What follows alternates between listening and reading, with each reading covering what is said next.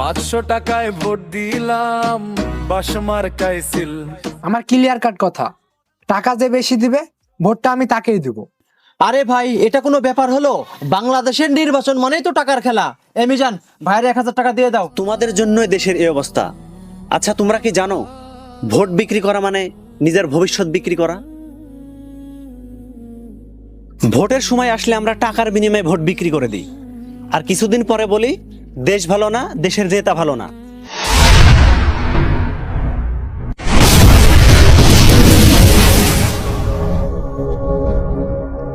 পাঁচশো টাকায় ভোট দিলাম, বাসমার্কায় সিল।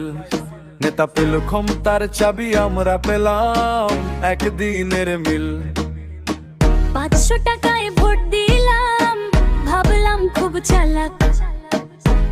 স্যার, ওই যে দেখেন একজন মুরব্বী কাজ করছে, চলুন ওর কাছে যাই। হ্যাঁ চল, ওর কাছে যাবো আগে। আসসালামু আলাইকুম চাচা। ওয়ালাইকুম আসসালাম। কেমন আছেন? দেখতে তো পাচ্ছেন কেমন আছে। আপনাদের তো ভোটের সময় ছাড়া আর দেখা মেলে না, তো আজকে কি মনে করে? চাচা, মনে কিছু নেবেন না, আসলে বিভিন্ন ধরনের ব্যস্ততার কারণে সবার সাথে দেখা করার তেমন সুযোগটা হয়ে ওঠে না। ভোটের আগে তোমরা বিভিন্ন ওয়াদা করো, এই করব সেই করব, কিন্তু ভোটের পর আর তোমাদের খুঁজে পাওয়া যায় না। চাচা, আর একটা বার আমাকে সুযোগ দিয়ে দেখেন, এবারে নির্বাচনে যদি আমি পাশ করতে পারি আপনাদের সকল দাবি আমি পূরণ করে দিব ইনশাল্লাহ। মিজান, চাচারে 500 টাকা দাও। ঠিক আছে স্যার। চাচা, এটা আমার বাসমার্কা প্রতীক, বুঝছেন? এই প্রতীকে অবশ্যই ভোটটা দেবেন, আর চাচিকে বলে দিবেন যাতে এই প্রতীকেই ভোটটা দেয়। ঠিক আছে বাবা, ভোট নিয়ে আর তোমাকে চিন্তা করা লাগবে না। আমরা গরিব হতে পারি, কিন্তু আমাদের নীতি ঠিক আছে। টাকা যেহেতু পাইছি, ভোটটা তোমার বাসমার্কা প্রতীককেই দিব, আর তোমার চাচিকেও বলে দিব। ঠিক আছে চাচা, খুশি হলাম। ভালো থাকেন তাহলে। আসসালামু আলাইকুম। ওয়ালাইকুম আসসালাম। আসসালামু আলাইকুম ভাই, আশা করি ভালো আছেন। ওয়ালাইকুম আসসালাম। এবারে নির্বাচনে এটা আমার প্রতীক, এই প্রতীকে ভোটটা দিয়ে আমাকে বিজয়ী করবেন। দেখেন ভাই, ভোটের পর তো 5 বছর আর আপনাদের খুঁজে পাওয়া যায় না। আমার ক্লিয়ার কাট কথা, টাকা যে বেশি দিবে ভোটটা আমি তাকেই দিব। আরে ভাই, এটা কোনো ব্যাপার হলো? বাংলাদেশের নির্বাচন মানেই তো টাকার খেলা। মিজান, ভাইরে 1000 টাকা দিয়ে দাও। ঠিক আছে স্যার, দিতাছি। ভাই, আমার ভোট নিয়ে আপনাকে আর দুশ্চিন্তা করা লাগবে না। টাকা যেহেতু পাইছি, ভোট দিলে আপনার বাসমার্কা প্রতীকেই দিব। ভাই, এবার আমি আপনাকে একটা সৎ পরামর্শ দিই। আপনি হলেন সম্মানী মানুষ, আপনি এভাবে হয়রানি পেরেশানি না হয়ে আমাদের এলাকার মরলের কাছে যান। আমাদের মরলকে যদি কোনোভাবে লাইনে আনতে পারেন, তাহলে আপনি মনে করেন আমাদের এলাকার সব ভোট আপনার। কারণ আমাদের এলাকার সব মানুষ আমাদের মরলকে বিশ্বাস করে এবং তার কথা শোনে। আহারে ভাই, এতক্ষণে গান মনের মতো একটা মানুষ পাইলাম। মিজান, ভাইরে আরো 500 টাকা দিয়ে দাও। ঠিক আছে ভাই, তাহলে আমাদের মোড়ল সাহেবের কাছে নিয়ে চলুন। চলুন ভাই, ওই দেখেন আমাদের মরল সাহেব। আসসালামু আলাইকুম মোড়ল সাহেব। ওয়ালাইকুম আসসালাম। কেমন আছেন? আলহামদুলিল্লাহ।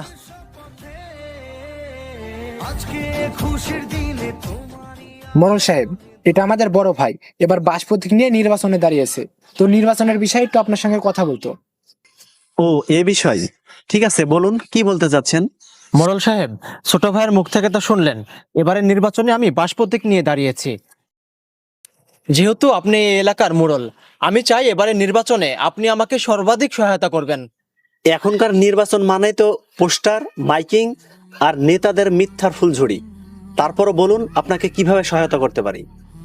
যেহেতু আপনার এলাকায় কয়েক হাজার ভোটার আছে, সেই সকল ভোটগুলো যেন আমার বাস প্রতীকেই পড়ে, সেই ব্যবস্থাটুকু আপনি করে দিবেন, আর আমি আপনার বিষয়ে দেখব। এখানে 50,000 টাকা আছে, এই টাকাগুলো রাখেন, আরো কিছু যদি প্রয়োজন হয় আমাকে জানাবেন। আর হ্যাঁ, আরেকটি বিষয় মোড়ল সাহেব, সত্য মিথ্যার পার্থক্য এখন করেন না। কে কি বললো, কে কি করলো, এটা সম্পূর্ণভাবেই ভুলে যান। এখন নির্বাচন মানেই টাকার খেলা। আমি পুরো প্রস্তুতি নিয়েই মাঠে নেমেছি, আপনি শুধু আমাকে একটু সাপোর্ট করেন। নির্বাচনে জয়ী হতে পারলে আপনার সকল সমস্যার সমাধান আমি করে দেব। নেতা সাহেব, আপনি মনে হয় ভুল জায়গায় এসেছেন। এই নিন আপনার টাকা।